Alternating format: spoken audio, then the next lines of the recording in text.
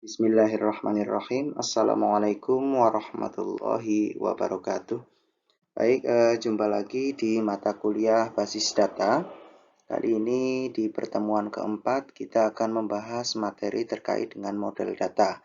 Yang mana sebelumnya, pada pertemuan sebelumnya, di pertemuan ketiga, kita sudah membahas terkait dengan materi model relasi ya. Oke. Terkait dengan perancangan, nanti kita akan mulai sedikit bahas di pertemuan ini ya, pada pembahasan materi model data, karena dalam perancangan sebuah basis data perlu adanya pemodelan data. Oke, namun sebelum kita mulai, mari kita awali dengan melafalkan basmalah bersama-sama. Bismillahirrahmanirrahim. Semoga dengan diawalinya dengan melafalkan basmalah, kita mendapatkan manfaat pada pembelajaran kali ini. Baik, kita lanjut. Sebelum kita mulai membahas materi, diingatkan terlebih dahulu, silakan disiapkan alat tulisnya untuk kepentingan mencatat hal-hal yang perlu dicatat. Kemudian nanti hal-hal yang perlu didiskusikan silakan mari kita diskusikan melalui grup WA jika perlu.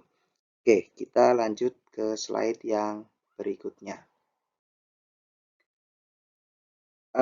Terkait dengan model data ya. Jadi dalam kita mengembangkan atau kita merancang sebuah basis data, itu tidak kan kita dapat melakukan secara langsung ya, membuat model dari awal ya. Jadi upaya dalam perancangan basis data itu dapat dilakukan secara langsung, membuat model dari awal ya. Jadi from scratch ya, dari nol ya. Jadi sebetulnya ada banyak pendekatan untuk pemodelan ini. Salah satunya di sini bisa digunakan sebuah diagram ya. Jadi model ini biasanya dibuat dalam bentuk diagram. Nah, model yang dinyatakan dalam bentuk diagram ini akan lebih mudah untuk dievaluasi ataupun dianalisis, yang mana nantinya dilakukan perbaikan-perbaikan sehingga mendapatkan sebuah model data yang lebih permanen, model data yang lebih maksimal, lebih optimal begitu ya. Jadi dengan menggunakan diagram kan sifatnya visual ya. Jadi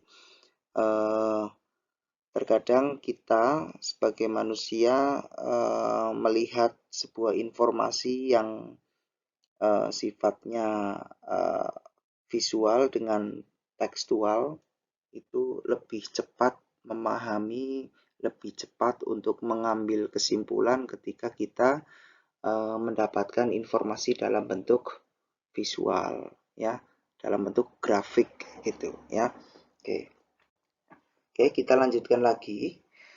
Kemudian model data ini dapat didefinisikan sebagai sekumpulan perangkat konseptual untuk menggambarkan data, hubungan data, ya, semantik data ataupun makna dari data, dan batasan data. Pembuatan model data ini dilakukan demi penyederhanaan penulisan. Jadi bisa saja pemodelan ini kita buat seperti kita menuliskan sebuah skenario kan gitu ya. Jadi sifatnya deskriptif, dibuat tulisan berparagraf ya, berparagraf banyak gitu ya. Ternyata setelah dibaca pemahamannya salah. Nah, ya jadi ini ada kaitannya juga untuk penyederhanaan penulisan gitu ya. Jadi tadi di awal bahwasannya upaya perancangan basis data itu dapat dilakukan secara langsung dengan membuat model dari awal, yang mana modelnya ini bisa digunakan dalam bentuk diagram. Kemudian model yang dinyatakan dalam bentuk diagram akan lebih mudah pastinya untuk dievaluasi, dianalisis, sehingga nanti kalau ada perbaikan-perbaikan bisa dilakukan dengan cepat untuk mendapatkan hasil perancangan yang maksimal, ya, gitu ya. Yang mana model data dapat didefinisikan sebagai kumpulan perangkat konseptual. Untuk apa? Menggambarkan data. Jadi datanya apa saja di sana? Data itu apa sih? Ya fakta-fakta kan begitu kan? Kemudian hubungan antara data-data itu, misalnya fakta-fakta kalau di sistem informasi akademik ya ada, di sana di sistem informasi akademik ada mahasiswa. Oh iya, memang di sistem informasi akademik ya ada fakta bahwasannya di sana ada mahasiswa yang studi di sana ya, yang masuk dalam lingkaran sistem informasi akademik itu. Kemudian ada fakta, oh di sana ada mata kuliahnya yang nanti dia akan dipelajari mahasiswa kan gitu kan. Kemudian hubungan antara mahasiswa dengan mata kuliah itu apa, kemudian maknanya seperti apa dan batasannya seperti apa, seperti itu ya. Oke, kita lanjut. Nah, terkait dengan model data ya, jadi di sini itu data yang ada di dunia nyata. Dunia nyata di sini dituliskan dalam bentuk apa, diapit tanda petik 2 yang artinya bukan makna sebenarnya, artinya bukan dunia nyata yang kompleks gitu ya. Jadi dunia nyata yang eh, apa, sebagian dunia nyata yang memang nantinya akan dilibatkan dalam sebuah perancangan basis data maksudnya ya, dalam pemodelan data. Ya, biasanya itu cenderung belum teratur. Misalnya di sini dunia nyata, apa namanya, bagian kecil dari dunia nyata terkait dengan sistem akademik misalnya begitu. Nah, biasanya di sana itu cenderung belum teratur, maka akan sangat sulit dan riskan jika kita melakukan atau mencoba mengimplementasikan secara langsung apa yang ada di dunia nyata, ya, tanda petik dunia nyata ke dalam sebuah basis data. Jadi kalau Anda nanti belajar terkait dengan sistem informasi, ya, bahwasannya segala sesuatu itu dapat dikomputerisasi kan gitu ya. Jadi semua sistem yang manual itu semuanya bisa apa namanya, dibuat sistem yang terkomputerisasi dengan catatan ya terstruktur atau teratur di sana ya. Kayak misalnya eh, mungkin ketika Anda mengambil KRS, nah, kemarin ya, mungkin Anda baru semester 2, mungkin belum terlalu kompleks aturan yang dilibatkan di sana. Ketika sudah semester, mungkin mulai semester 3 dan seterusnya, ada istilah misalnya kayak prasyarat mata kuliah misalnya kan begitu. Ya. Ketika mau mengambil mata kuliah X, ya, seorang mahasiswa yang mau ngambil mata kuliah X itu harus sudah mengambil mata kuliah Y di semester yang lalu. Dan mata kuliah Y itu yang sudah diambil itu dinyatakan lulus. Nah, dinyatakan lulusnya itu bagaimana? Mendapatkan nilai minimal apa nilainya? Nah, itu kembali lagi ke kebijakan kampusnya masing-masing misalnya. Misalnya ada kampus yang memberikan kebijakan bahwasannya nilai D sudah lulus misalnya. Tapi nanti ketika hendak wisuda, si mahasiswa ini nilai D-nya ada aturannya lagi. Wah, aturannya lagi misalnya nilai D maksimal 20% dari total SKS yang diambil. Nah, S1 minimal kalau di TIUMP itu 147. Nah, berarti 20% dari 147 itu adalah batasan maksimal dari nilai D misalnya. Ya, jadi eh, ketika sudah dibuat sistemnya seperti itu, maka berarti itu sudah dibuat terstruktur ya, gitu. Dibuat teratur gitu. Namun sebelum dianalisis mungkin ya belum teratur begitu ya. Jadi ketika jadi Anda hati-hati ya ketika Anda mencoba nantinya untuk menganalisis di sebuah organisasi ataupun di sebuah perusahaan, Anda diminta untuk mengembangkan sebuah sistem yang mana diawali dari misalnya mengembangkan atau merancang database-nya. Anda harus hati-hati di sana ya. Jadi mungkin banyak di proses bisnisnya, di alur-alur yang ada di sana itu yang belum teratur. Jadi ini akan sangat sulit, ya. Oke, jadi di sini dituliskan bahwasannya data yang ada di dunia nyata itu biasanya cenderung belum teratur, maka akan sangat sulit dan riskan, ya. Riskan terjadi kesalahan, ya.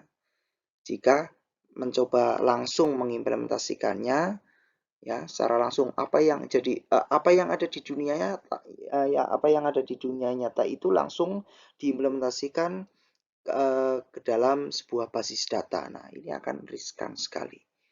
Nah, di sini ada yang namanya pemodelan data. Ya, jadi karena data yang ada di dunia nyata itu tadi belum teratur, cenderung belum teratur, maka perlu adanya pemodelan data yang bisa menjembatani antara data yang ada di dunia nyata dengan basis data yang akan diimplementasikan. Jadi dimodelkan.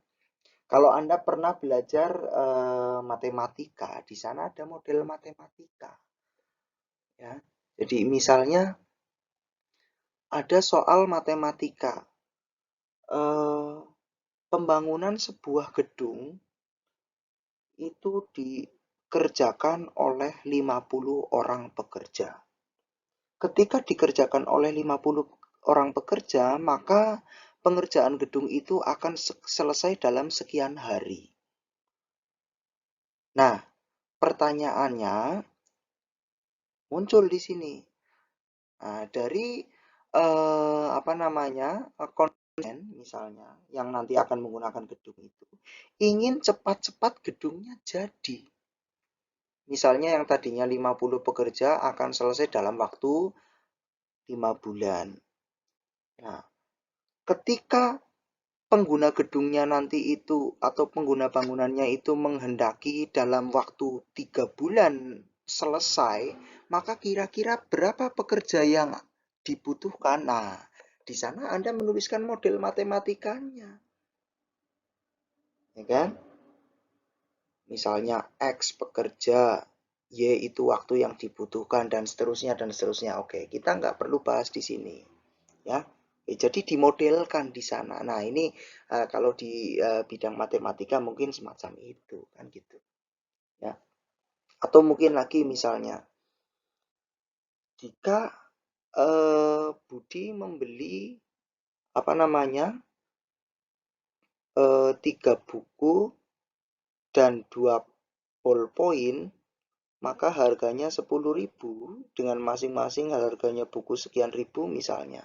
Nah, misalnya maka ada orang lain lagi temannya misalnya membeli 3 buku dengan sekian ballpoint, maka berapa harganya yang harus dibayarkan. Nah, itu kan pembuatan model matematikanya ya harus di ini ya supaya bisa terselesaikan gitu. Nah, begitupun di sini untuk merancang sebuah basis data yang nantinya bisa baik ya menjadi basis datanya nanti adalah basis data yang baik, maka rancangannya pun harus benar, harus baik begitu. Nah, di sini karena yang mau yang akan dibuat basis datanya itu seperti bisa dikatakan dalam tanda kutip dunia nyata, dan yang ada di dunia nyata itu cenderung belum teratur atau tidak terstruktur, maka di sini butuh pemodelan untuk menjembatani itu. Nah, model data ini ya model data ini tidak serta-merta menggambarkan dunia nyata secara apa adanya. Jadi di sini berusaha memodelkan dengan tujuan untuk apa? Dengan tujuan ketika diimplementasikan rancangan basis data ini akan menghasilkan basis data yang baik. Jadi tujuannya itu untuk menjembatani saja, ya, tidak serta-merta menggambarkan data atau fakta-fakta yang ada di dunia nyata. Jadi model data ini berusaha untuk menghasilkan struktur data yang baik, ya, sehingga tentunya akan berdampak pada apa? Ketika kita mengimplementasikan rancangan basis data itu. Ya, jadi model data ini berusaha untuk menghasilkan struktur data yang baik, sehingga tentunya akan berdampak baik ketika diimplementasikan. Gitu. Nah, model data ini juga tentunya akan diberikan, akan memberikan gambaran ataupun karakteristik ciri-ciri ya dari suatu data. Pada pertemuan yang lalu kita membahas ada entitas, ada atribut di dalam entitas, ada atribut kan gitu ya. Entitas mahasiswa atributnya ada nama, name, prodi, fakultas, alamat dan seterusnya kan gitu. Nah, nanti setelah ini kita akan bahas itu. Ya, jadi model data ini juga akan memberikan gambaran ataupun karakteristik ataupun ciri ya. Ya, jadi akan memberikan gambaran karakteristik atau ciri dari suatu data yang akan dijadikan dasar ketika implementasi basis data. Oke, lanjut dulu. Nah, untuk pemodelan itu, kita di sini mengenal ada salah satu pemodelan ya, namanya Entity Relationship Model atau model IR. Model atau IR model ini merupakan salah satu pendekatan untuk memodelkan data kaitannya dengan perancangan basis data. Pada IR model ini atau pada Entity Relationship Model ini, semesta data yang ada di dunia nyata itu diterjemahkan atau ditransformasikan dengan sejumlah perangkat konseptual menjadi sebuah diagram data, yang mana umumnya disebut sebagai diagram Entity Relationship atau diagram IR atau IRD, Entity Relationship Diagram. Nah, pada diagram IR ini ada dua komponen utama ya. Ya, pada model IR ini ada dua komponen utama. Diagram IR kan diagramnya ya. Jadi pemodelan IR ya. Yaitu pertama entitas ya atau entity. Dan yang kedua adalah relasi atau relation. Nah, yang mana kedua komponen ini dideskripsikan melalui sejumlah properti ataupun atribut atau dicirikan ya. Kedua komponen ini dicirikan melalui sejumlah properti atau atribut. Nah, kita akan bahas satu persatu. Lanjut. Yang pertama adalah entitas. Entitas atau entity dan himpunan entitas atau entity sets. Ya, ini adalah dua hal yang berbeda sebetulnya. Oke, kita akan bahas. Yang pertama entitas. Entitas ini merupakan individu yang mewakili sesuatu di dunia nyata dan dapat dibedakan dari sesuatu yang lain. Ya. Jadi merupakan individu yang mewakili sesuatu di dunia nyata. Ya. Nanti di bawah itu ada contohnya. Nah, sedangkan himpunan entitas adalah sekelompok atau kumpulan entitas yang sejenis dan berada dalam lingkup atau konteks yang sama. Jadi secara sederhananya, entitas itu menunjuk pada individu suatu objek, ya. Sedangkan himpunan entitas itu menunjuk pada rumpun atau kelompok dari individu tersebut. Jadi sederhananya entitas menunjuk pada individu suatu objek. Misalnya entitas kalau di dunia kampus ya entitas mahasiswa, ya kan? Tapi sama-sama manusia, ya kan? Ini di sini ada himpunan entitas menunjuk pada rumpun dari individu tersebut. Himpunan entitas di sana, walaupun sama-sama manusia, ya kan? Di sana ada dosen, mahasiswa, karyawan, begitu ya. Jadi suatu objek dapat menjadi sebuah entitas, tetapi dapat berada pada himpunan entitas yang berbeda dengan objek yang lain. Misalnya kalau di dunia kesehatan, misalnya di rumah sakit ya, dalam konteks sistem informasi rumah sakit, di sana seseorang itu dapat menjadi himpunan entitas pasien. Ya. Seseorang yang lain menjadi himpunan entitas dokter. Kalau di kampus ya seseorang menjadi mahasiswa, seseorang menjadi dosen, misalnya begitu. Ya, ini yang namanya entitas. Jadi merupakan individu yang mewakili sesuatu, yang mana nanti dicirikan pada atributnya gitu ya. Oke, atributnya itu apa nanti akan dibahas satu persatu. Lanjut. Nah, masih di pembahasan entitas, berbagai literatur, pembahasan dan perancangan basis data, penyebutan himpunan entitas itu seringkali digantikan dengan sebutan entitas saja. Walaupun ini adalah dua hal yang berbeda. Contoh himpunan entitas di sini. Atau biasa disebut dengan entitas saja kan gitu ya. Pelanggan. Dengan entitasnya di sana ada si A, si B, si C dan seterusnya kan gitu kan. Mobil, sama-sama mobil ya. Mereknya apa saja kan begitu. Mahasiswa namanya siapa saja, si A, si B, si C-nya. Mata kuliah pun demikian, mata kuliah apa saja di sana. Mata kuliah basis data, pemrograman dasar, matematika diskrit atau apa begitu dan seterusnya. Gitu ya. Oke, ini adalah yang namanya atau yang disebut dengan entitas. Lanjut. Nah, yang berikutnya adalah atribut, ya, attributes atau properti. Atribut adalah sesuatu atau kumpulan karakteristik atau ciri, ya. Jadi atribut adalah sesuatu atau kumpulan karakteristik maupun ciri yang melekat pada sebuah entitas atau melekat dan bisa juga di sana mendeskripsikan sebuah entitas. Misalnya tadi kan ada entitas mahasiswa.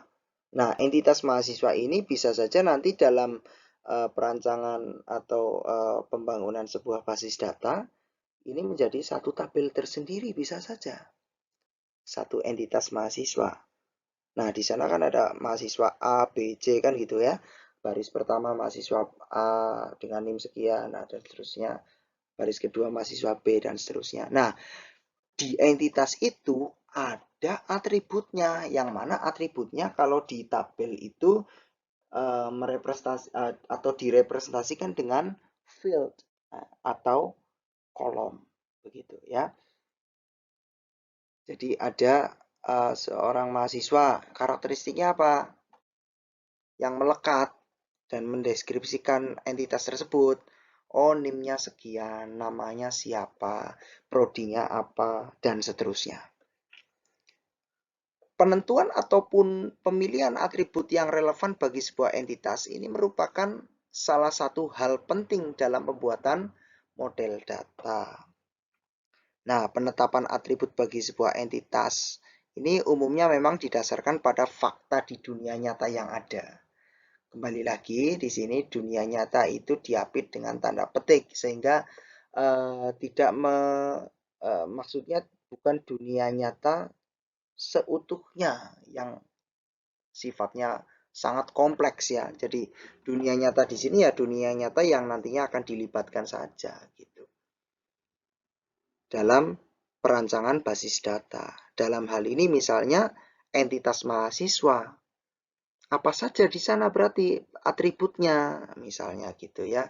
Oke, di poin berikutnya nanti dijelaskan di sana. Ya.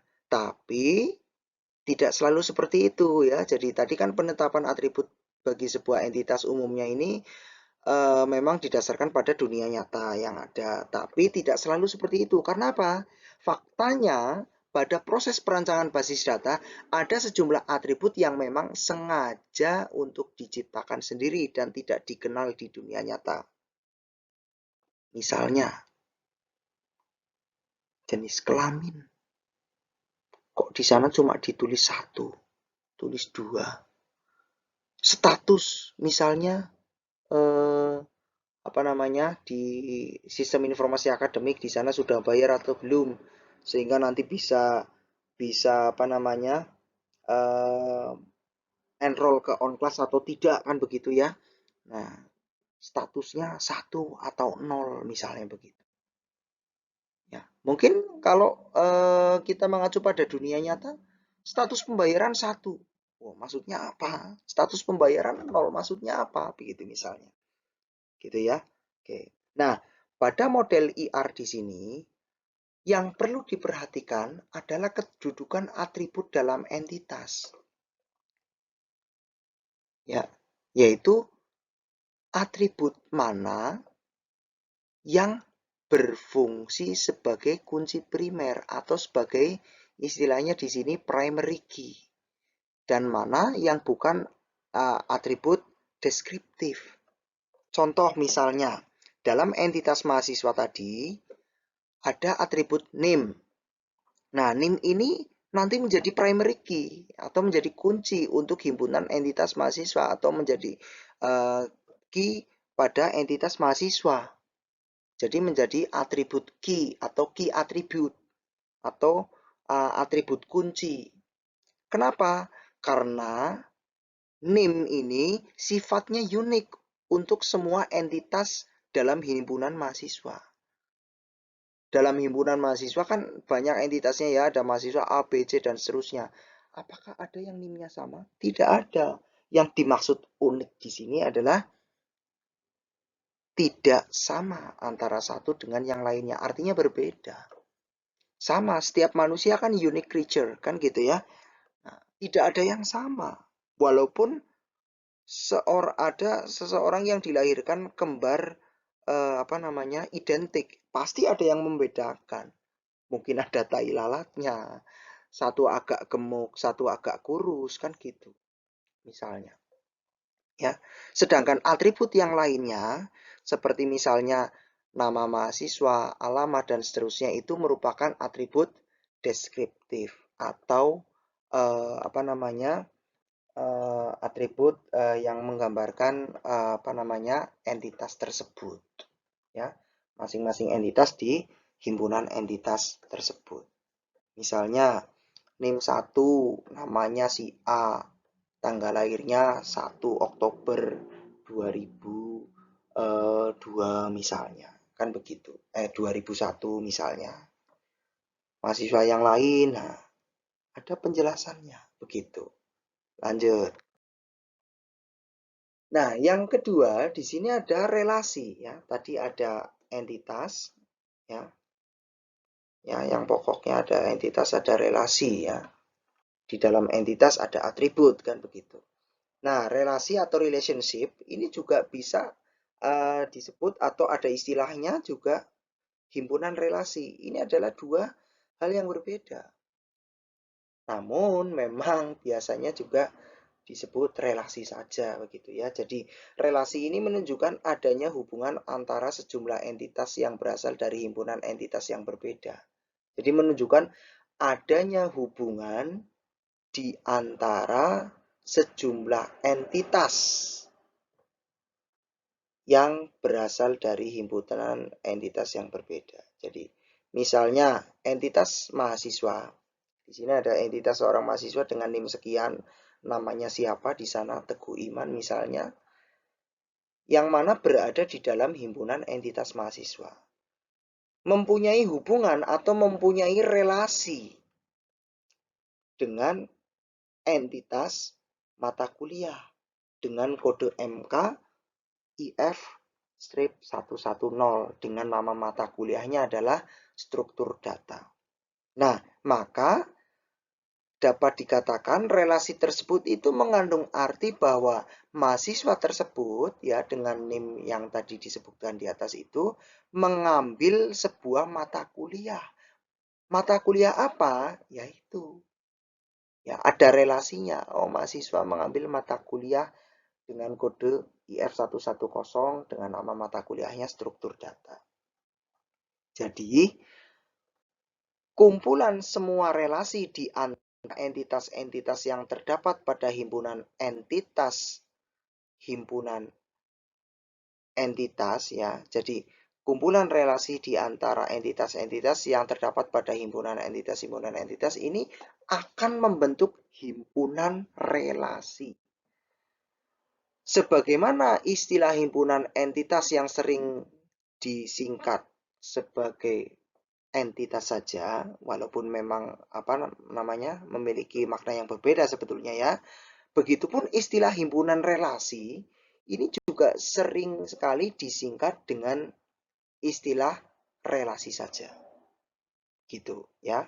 Oke, lanjut. Nah, yang berikutnya terkait dengan relasi tadi ada istilah kardinalitas. Ini bukan kardinal merek pakaian, bukan ya. Oke. Atau istilahnya di sini adalah derajat relasi. Jadi kardinalitas relasi ini merujuk kepada hubungan maksimum yang dapat terjadi dari himpunan entitas yang satu ke himpunan entitas yang lain dan begitu juga sebaliknya. Jadi hubungan maksimum yang terjadi dari satu entitas ke entitas lain gitu gampangannya ya. Oke. Nah, kardinalitas relasi yang terjadi di antara dua himpunan entitas itu dapat berupa apa saja di sana? Ada 4 macam. Walaupun nanti bisa dibolak-balik sebetulnya ya. Yang pertama, satu ke satu atau one to many, many to one, dan many to many. Oke, kita bahas yang pertama, one to one. Nah, Anda masih ingat pembahasan semacam ini seperti di SMP kelas 7 ya, atau kelas 1 SMP. Di sana ada semacam kayak pemetaan begitu ya. Oke, jadi satu himpunan ya satu anggota himpunan A ya hanya merujuk pada satu anggota himpunan B begitu. Ya, jadi di sini kalau di basis data ada istilah one to one. Jadi setiap entitas pada himpunan entitas A itu dapat berelasi atau berhubungan dengan paling banyak satu entitas pada himpunan B. Dan begitu juga sebaliknya. Setiap entitas pada himpunan B itu dapat berelasi dengan maksimum atau paling banyak satu entitas pada himpunan A. Contohnya, seorang dosen menjabat pada suatu jabatan tertentu. Artinya di sini ada entitas dosen.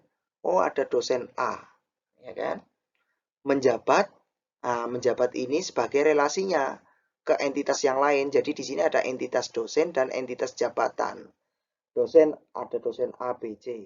Jabatan ada jabatan ketua, sekretaris misalnya begitu ya. Oke.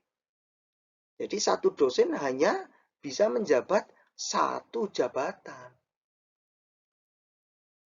Ya memang ini kembali ke struktur organisasi pada masing-masing ini ya. Di sebuah organisasi kan mungkin antara satu organisasi dengan organisasi yang lain struktur organisasinya berbeda kan gitu ya. Sesuai dengan ADART-nya masing-masing istilahnya begitu. Ya, anggaran dasarnya. Nah, kalau kita berbicara secara umum kan demikian. Walaupun memang terkadang ada dosen yang menjabat rangkap begitu. Di unit prodinya menjabat sebagai apa, di unit yang lain menjabat yang lain lagi. Nah, tapi secara umum kita bisa pahami seperti ini. Ya, jadi nanti hati-hati Anda ketika merancang sebuah basis data karena yaitu tadi data di dunia nyata itu cenderung tidak teratur begitu. Nah, oke. Gini. Ya, jadi misalnya satu dosen hanya menjabat satu jabatan. Nggak boleh dua begitu misalnya. Oke, itu one to one. Yang berikutnya ada satu ke banyak atau one to many. Jadi setiap entitas pada himpunan A ini dapat berelasi atau berhubungan dengan banyak entitas pada himpunan entitas B. Tetapi tidak sebaliknya, yakni di mana setiap entitas pada himpunan B dapat berelasi paling banyak hanya satu entitas pada himpunan entitas A. One to many, satu ke banyak. Gitu. Contohnya, mahasiswa, ini ada entitas mahasiswa dengan entitas buku, gitu ya, di perpustakaan misalnya kan ada yang dilibatkan di sana kan ada data-data mahasiswa, data buku kan gitu ya. Jadi ada entitas mahasiswa, ada entitas buku begitu. Nah, mahasiswa relasinya dengan entitas mahasiswa dengan entitas buku relasinya apa? Meminjam di sana. Jadi satu mahasiswa bisa meminjam banyak buku di waktu yang sama. Ya. Atau bisa dibalik. Banyak buku bisa dipinjam oleh satu mahasiswa. Begitu. Ya. Oke. Lanjut. Yang berikutnya sebaliknya. Many to one. Banyak ke satu. Jadi setiap entitas pada himpunan A ini dapat berelasi atau berhubungan dengan paling banyak satu entitas pada himpunan entitas B. Tetapi tidak sebaliknya. Di mana setiap entitas B ya ini dapat berelasi dengan banyak entitas pada himpunan entitas A. Contohnya mahasiswa, di sini ada entitas mahasiswa, di sini hubungannya dengan entitas pembimbing, berarti dosen pembimbing kan begitu kan. Ini memilih ya. Jadi bisa banyak mahasiswa itu memilih satu dosen pembimbing yang sama. Nah, gitu. Ya. Jadi apa namanya? Sebaliknya, satu dosen pembimbing bisa dipilih oleh banyak mahasiswa. Nah, di sini dalam konteks yang sebelumnya yang one to many, entitas mahasiswa kan tadi kan meminjam buku ya. Relasinya meminjam buku. Hubungan antara entitas mahasiswa dengan entitas buku. Ini kalau dibalikan buku dipinjam mahasiswa. Nah, karena konteks relasi selalu dilihat dari dua sisi, ya bolak-balik begitu kan. Nah, dari entitas A ke B dan sebaliknya dari entitas B ke A, jadi kardinalitas relasi satu ke banyak atau one to many dan many to one itu dapat dianggap sama. Ya, one to many atau many to one itu dapat dianggap sama. Kenapa? Karena konteks relasi itu selalu dilihat dari dua sisi. Begitu, ya.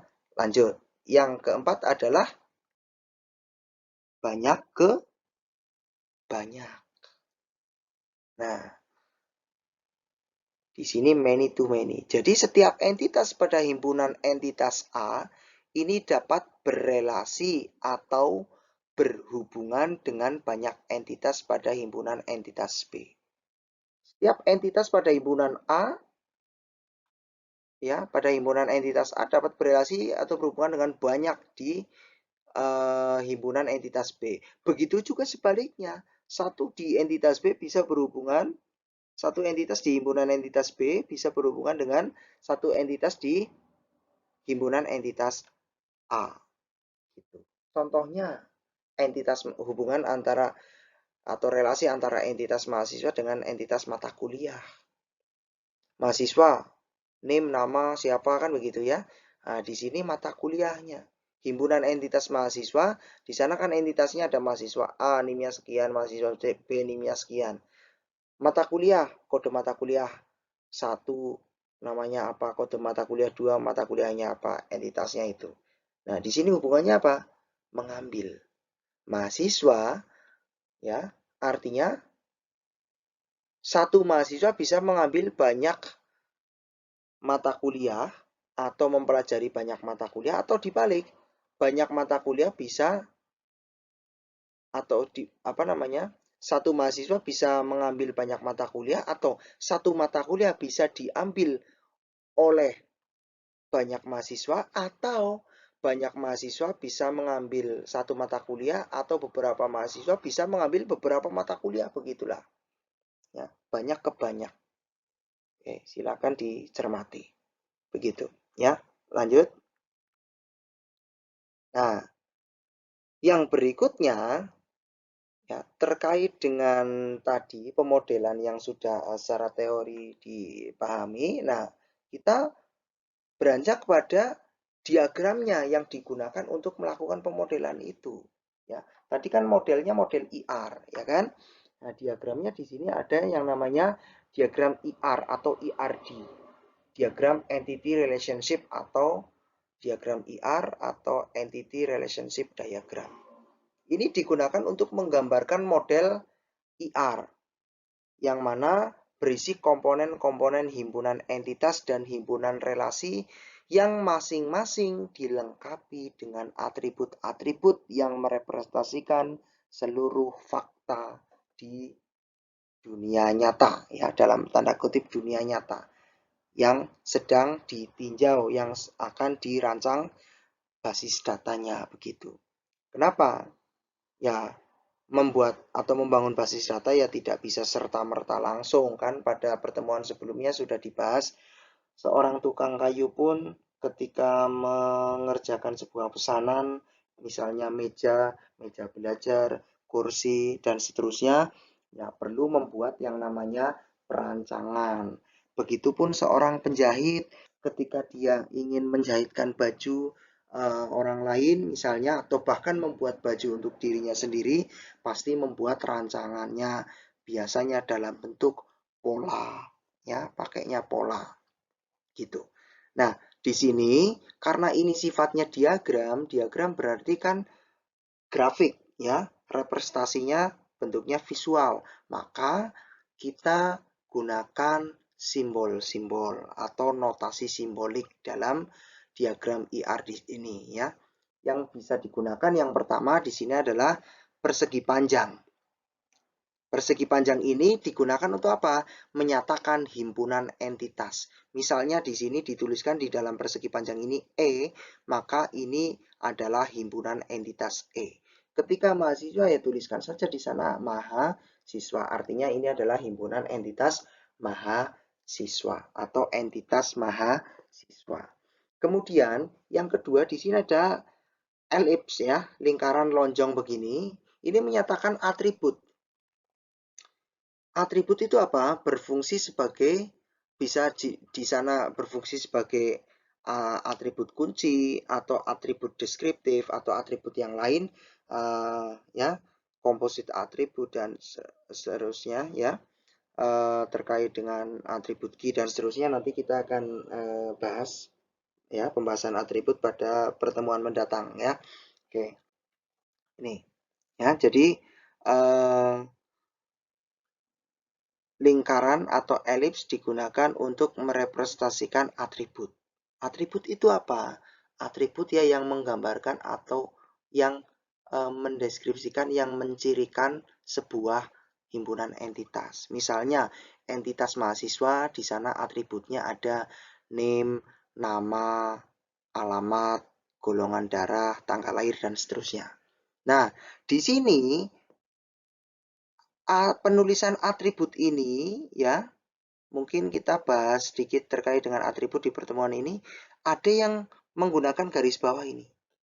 Nah, Ya. Jadi ketika atributnya dia adalah sebagai atribut kunci itu apa? Atribut kunci tadi yang bisa mencirikan, yang membedakan antara satu entitas dengan entitas lain, misalnya di himpunan entitas mahasiswa, yang bisa membedakan antara entitas satu dengan entitas lain apa? Name. Ya, ya.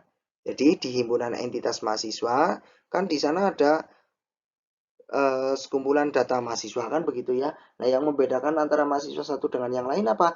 NIM. Karena tidak mungkin ada mahasiswa yang memiliki NIM sama. Kalau nama bisa saja ada nama mahasiswa yang sama begitu.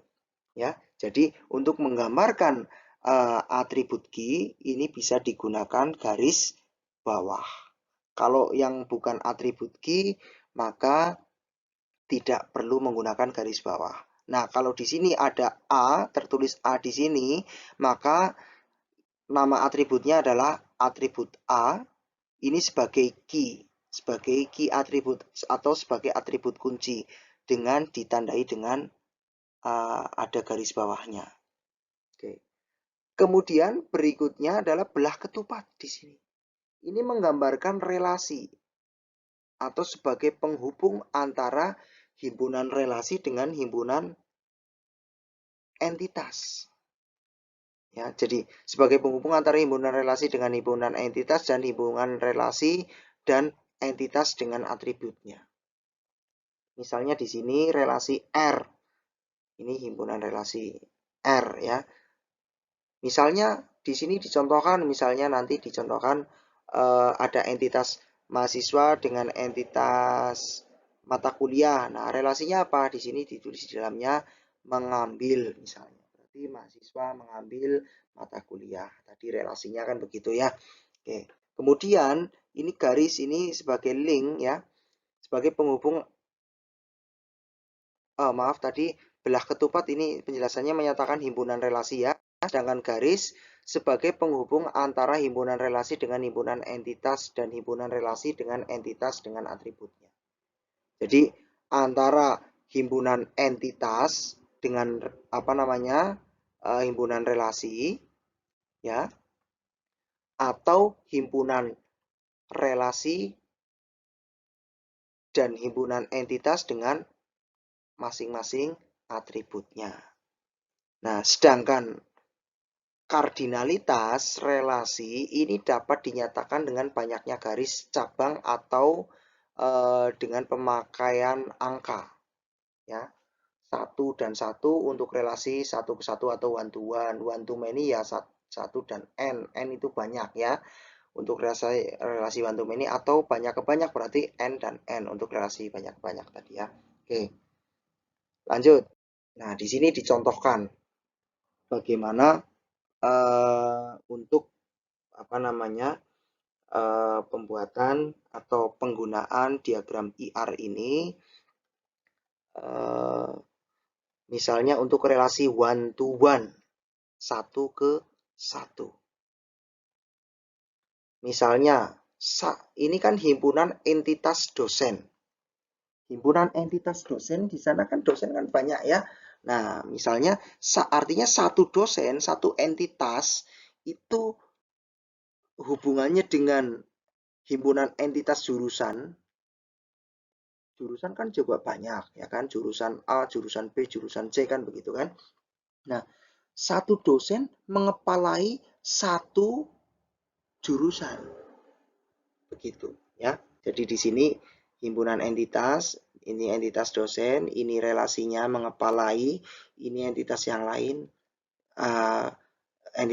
himpunan entitas jurusan, yang mana ditandai di sini ada angka 1, sini angka 1, artinya hubungannya adalah one to one. Nah, ini linknya menghubungkan antara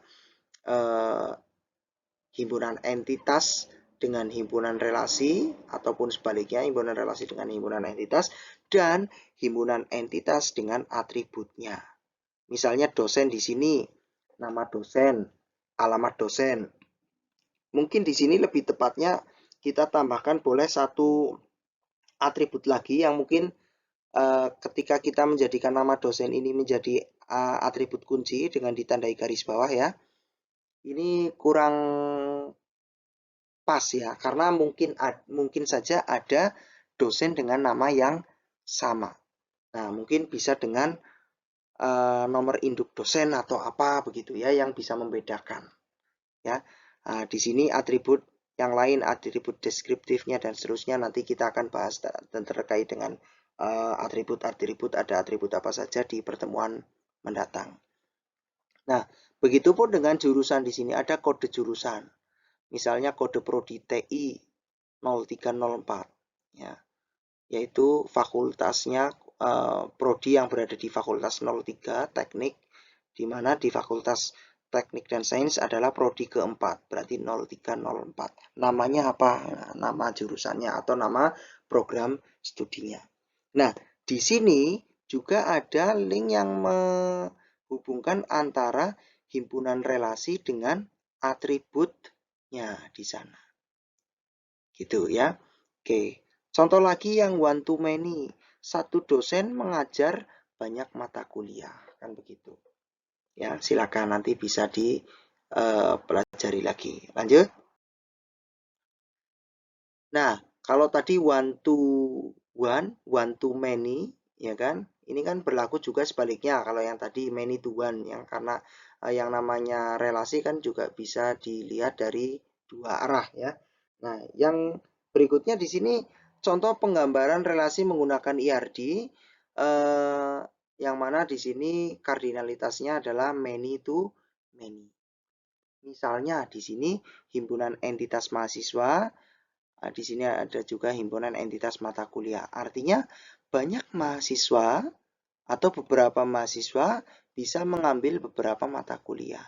Artinya satu bisa mengambil banyak mata kuliah, begitupun sebaliknya satu mata kuliah bisa diambil banyak mahasiswa, atau bisa mungkin dikatakan karena ini many to many, beberapa mahasiswa mengambil beberapa mata kuliah, yang mana di sini masing-masing entitasnya, himpunan entitasnya ada atributnya. Misalnya di sini name ini ada garis bawahnya, artinya dia adalah atribut kunci ya, yang mana bisa membedakan di himpunan entitas mahasiswa ini bisa membedakan antara entitas yang satu dengan yang lain. Mata kuliah yang membedakan apa? Nah, di sini yang membedakan adalah kode mata kuliahnya. Karena mungkin saja ada SKS yang sama, misalnya kan gitu kan. Mata kuliah dia disajikan pada semester yang sama kan gitu ya. Nah, yang sangat mutlak bisa menunjukkan perbedaan di sana adalah misalnya ini kode mata kuliah. Oke, lanjut. Nah, tadi sudah dicontohkan ya, tadi sudah dibahas terkait dengan model IR, kemudian apa namanya diberikan pengantar sedikit terkait dengan simbol-simbol atau notasi IRD, kemudian dicontohkan terkait dengan bagaimana pembuatan IRD untuk berbagai macam relasi, misalnya tadi ada one to one to many, dan seterusnya. Nah, di sini kita masuk ke pembahasan tahap pembuatan IRD. Ya, jadi ketika kita membuat IRD, yang pertama itu coba kita identifikasikan dan tetapkan seluruh himpunan entitas yang akan terlibat. Jadi kita hanya mengidentifikasi entitas apa saja yang terlibat di sana. Misalnya kalau di sistem informasi akademik atau di sistem akademik, yang terlibat di sana siapa saja? Oh, ada mahasiswa, ada dosen, ada mata kuliah misalnya, kan begitu. Ya. Oke, jadi kita tidak memikirkan di himpunan entitas mahasiswa ada atribut apa saja ya, belum. Kita baru fokus pada mengidentifikasi himpunan entitas apa saja yang terlibat di sana. Di perpustakaan misalnya, ya mahasiswa, bukunya, kan gitu kan, misal kan gitu. Ya, oke. Kemudian yang kedua, baru setelah ditetapkan entitasnya, setelah ditetapkan himpunan entitasnya apa saja yang terlibat, baru pada masing-masing himpunan entitas itu ditentukan atribut-atributnya, kemudian sekaligus menentukan atribut kuncinya. Misalnya tadi di sistem akademik ada mahasiswa yang jadi atribut kunci apa ya? Kira-kira, oh berarti name. Ya. Kemudian di dosen, atribut kuncinya apa ya? Misalnya nama dosen. Kita masih menganggap tidak ada dosen dengan nama yang sama kan gitu ya. Lebih tepatnya sih menggunakan kode dosennya kan begitu. Ya. Silakan, nanti yang penting Anda sudah paham terkait dengan atribut kunci ini. Kemudian mata kuliah, ya, karena mungkin ada mata kuliah yang diajarkan pada semester yang sama, ada mata kuliah yang jumlah SKS-nya sama, ya. Nah, kira-kira apa yang bisa menjadi atribut kuncinya? Oh, boleh di sana adalah kode mata kuliahnya, misalnya begitu. Ya. Kemudian langkah yang ketiga, mengidentifikasi dan menetapkan seluruh himpunan relasi di antara himpunan entitas ke himpunan di antara saya ulangi, mengidentifikasi dan menetapkan seluruh himpunan relasi di antara himpunan entitas yang ada beserta foreign key-nya. Jadi mengidentifikasi, menetapkan seluruh himpunan relasi. Misalnya himpunan relasi apa? Himpunan relasi antara himpunan entitas mahasiswa dengan himpunan entitas mata kuliah misalnya. Himpunan relasinya apa di sana? Oh, ternyata mahasiswa mengambil mata kuliah. Sekaligus di sini apa? Beserta mengidentifikasi dan menetapkan foreign key-nya. Foreign key itu apa? Foreign itu asing, key itu kunci, berarti kunci asing. Jadi kunci asing itu adalah sebuah kunci pada entitas lain. Gitu. Jadi sebuah atribut kunci atau ya sebuah kunci dari entitas lain. Begitu. Nanti semakin jauh lagi nanti Anda akan semakin paham ya. Ini kita pahami dulu foreign key adalah kunci asing begitu. Nah, kemudian yang keempat ya berikutnya menentukan derajat kardinalitasnya, hubungan relasinya itu tadi. Kardinalitas relasinya untuk setiap himpunan relasi. Antara himpunan entitas mahasiswa ke himpunan entitas mata kuliah. Nah, apakah one to one to many to one, atau many to many. Begitu. Ya.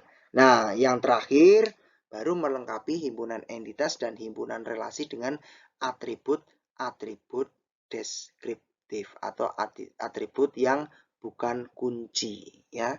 Atribut-atribut non key.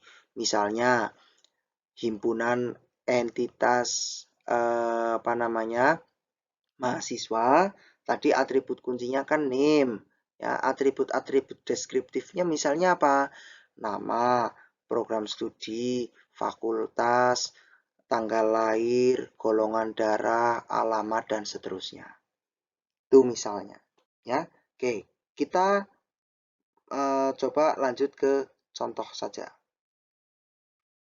Misalnya ini, tahap pembuatan IRD. Tahap yang pertama tadi kan mengidentifikasi dan menetapkan seluruh himpunan entitas yang ada, ya, yang nanti akan dilibatkan, ya, himpunan entitas yang ada di dunia nyata yang nanti akan dilibatkan. Misalnya di sini kan sebagai contoh akan mencoba menerapkan langkah-langkah pembuatan IRD untuk kasus lingkup sistem perkuliahan secara sederhana saja ya.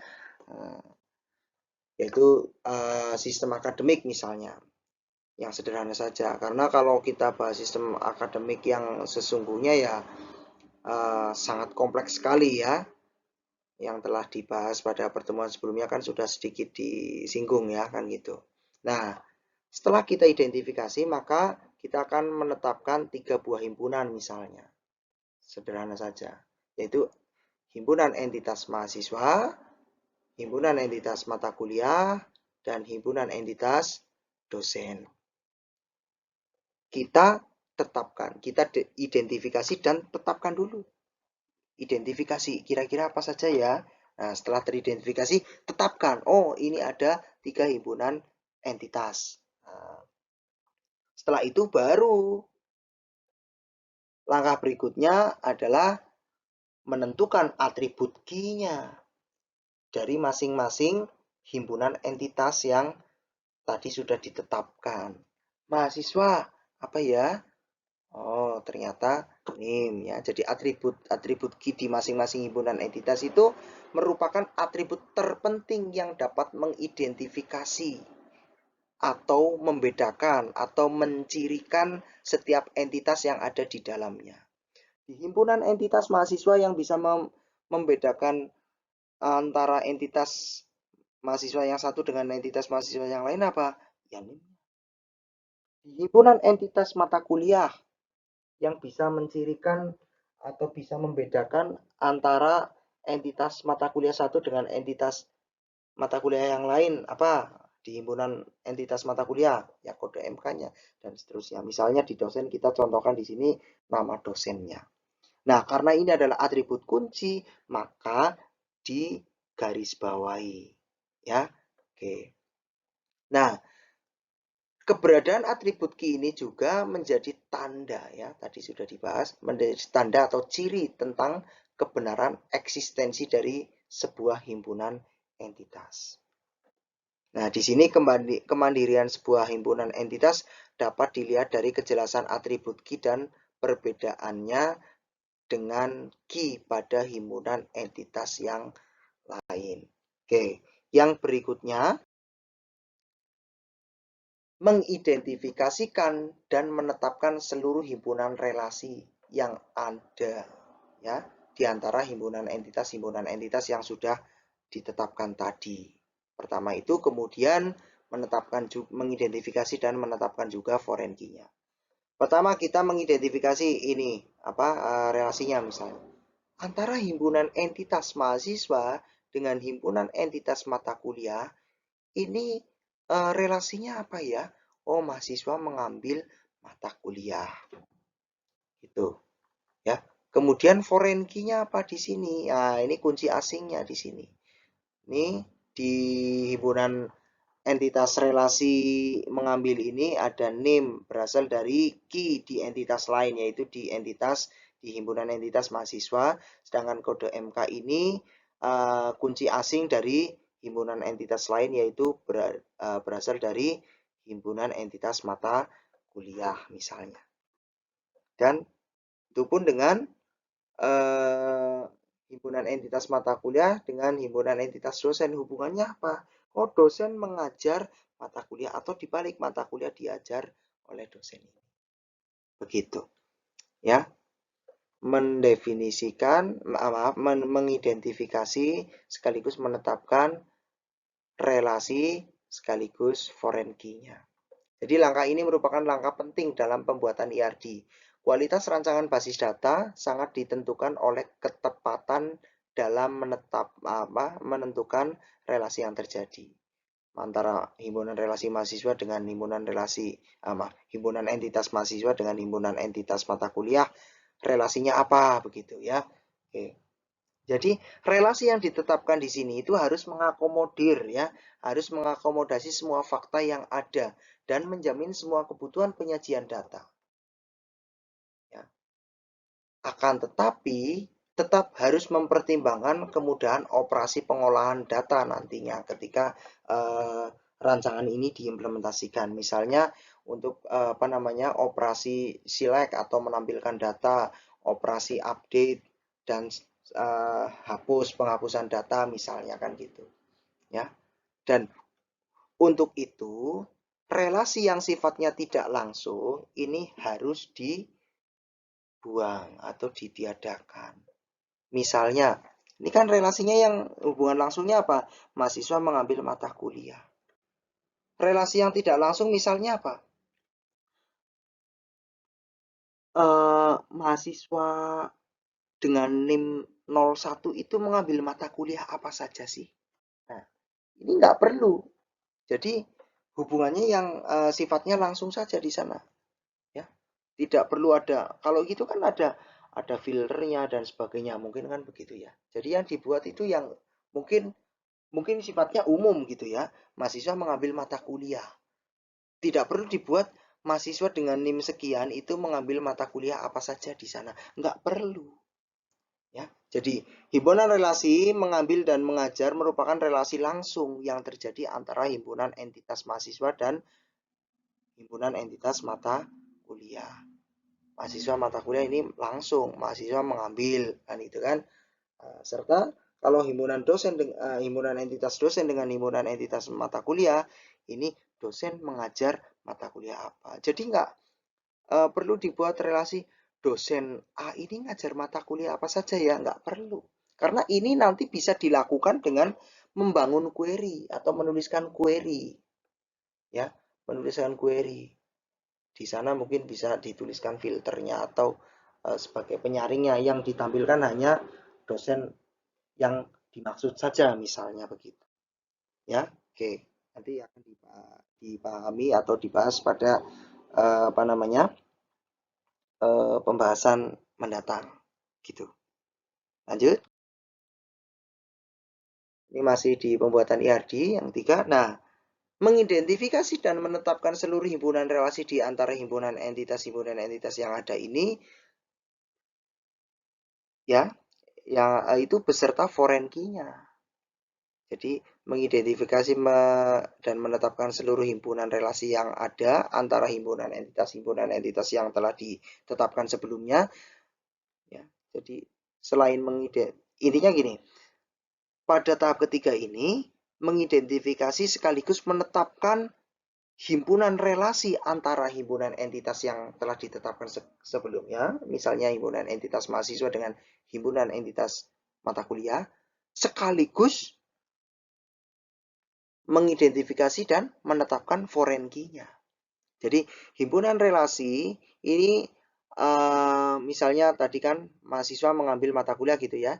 Jadi himpunan relasi mengambil ini akan mengakomodir fakta bahwa sejumlah mahasiswa dapat mengambil mata kuliah tertentu dan sebaliknya sejumlah mata kuliah yang diambil ini dipelajari atau ya sejumlah mata kuliah yang diambil atau dipelajari oleh mahasiswa tertentu begitu. Intinya gitu. Nah, himpunan relasi mengajar ini akan mengakomodasi fakta tentang dosen yang mengajar mata kuliah tertentu. Gitu.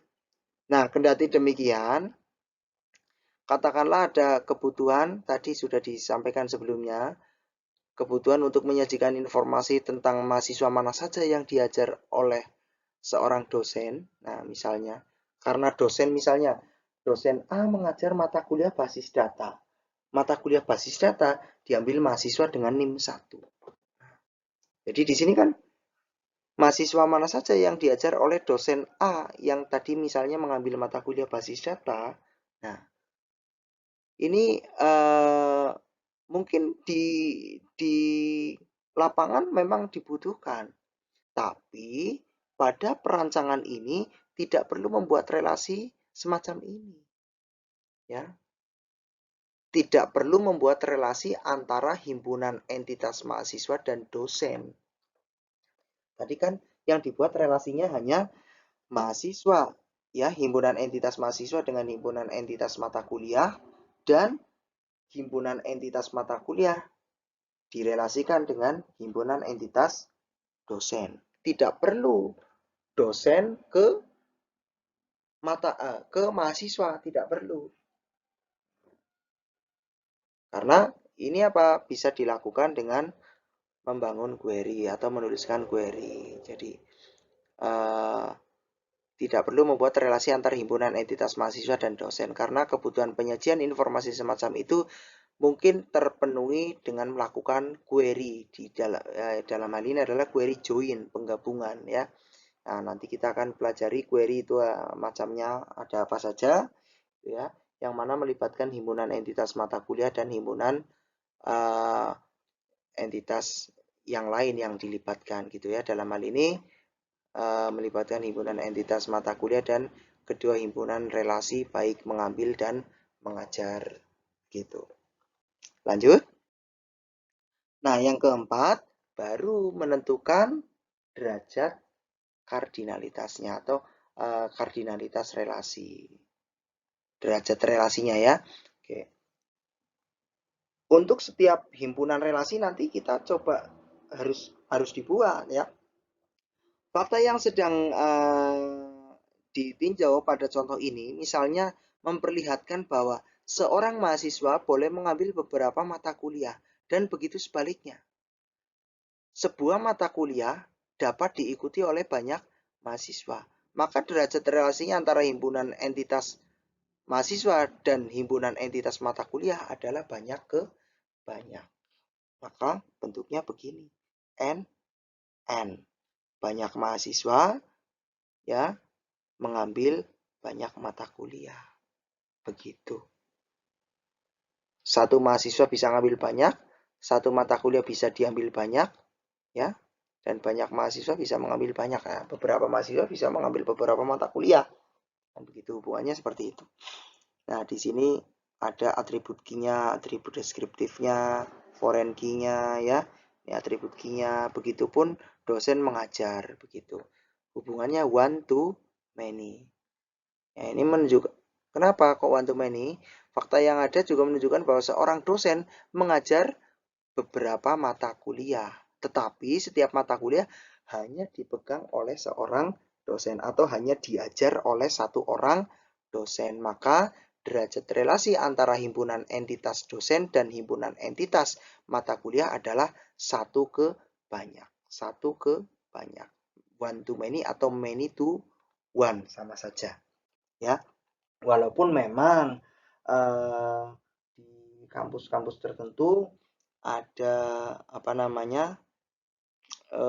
kebijakan satu mata kuliah diajar oleh banyak dosen ya. Dosennya sifatnya tim gitu ya. Nah, tapi itu kan kasus tertentu. Nah, secara umum ya begini saja.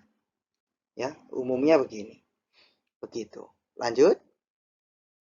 Nah, yang berikutnya, yang terakhir adalah melengkapi himpunan entitas dan himpunan relasi dengan atribut-atribut deskriptif atau atribut non-key.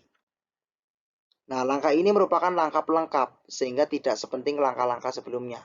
Keberadaan atribut deskriptif ini merupakan refleksi atau sifatnya mengakomodir fakta yang memang ada pada sebuah entitas. Misalnya, pada sebuah himpunan entitas mahasiswa di sana ada atribut apa saja sih yang melengkapi di sana, yang mendeskripsikan, yang mencirikan mahasiswa itu.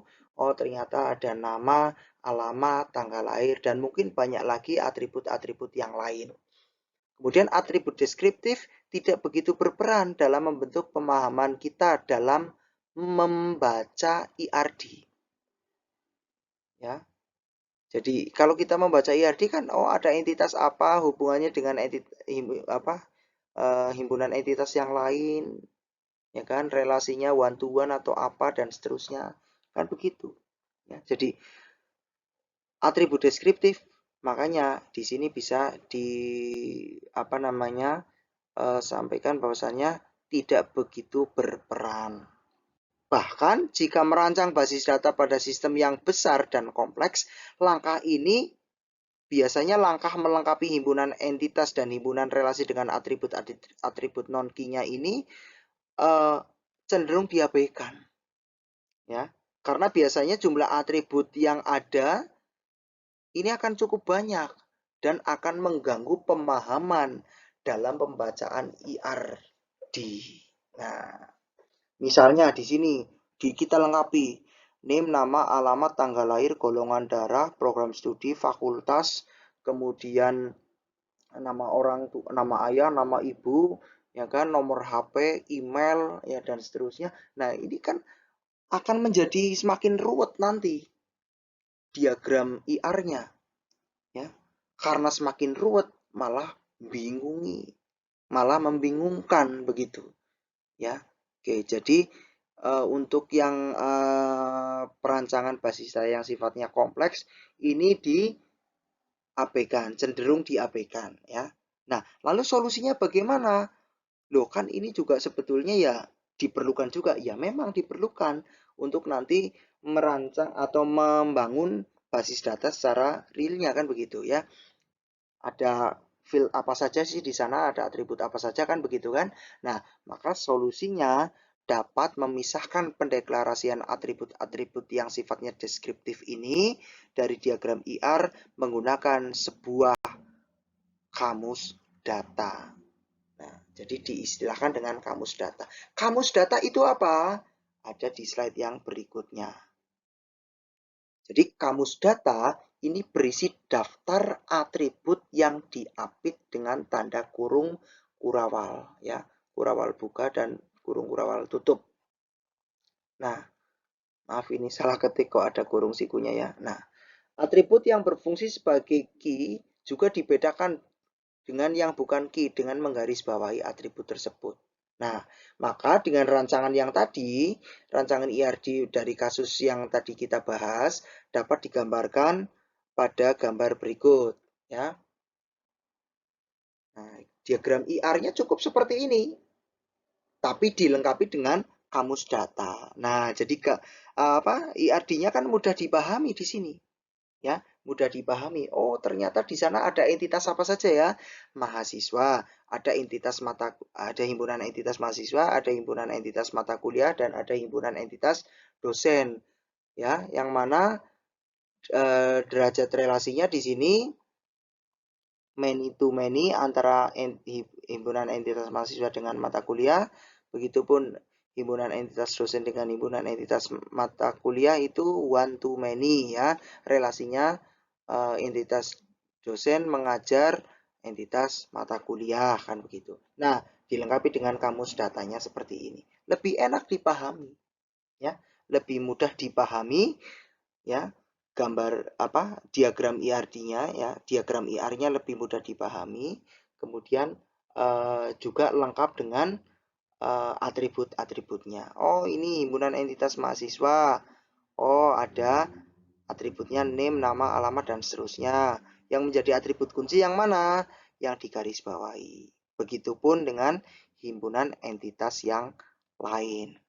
Begitu kira-kira ya. Oke. Lanjut. Oke. Di sini ada tugas.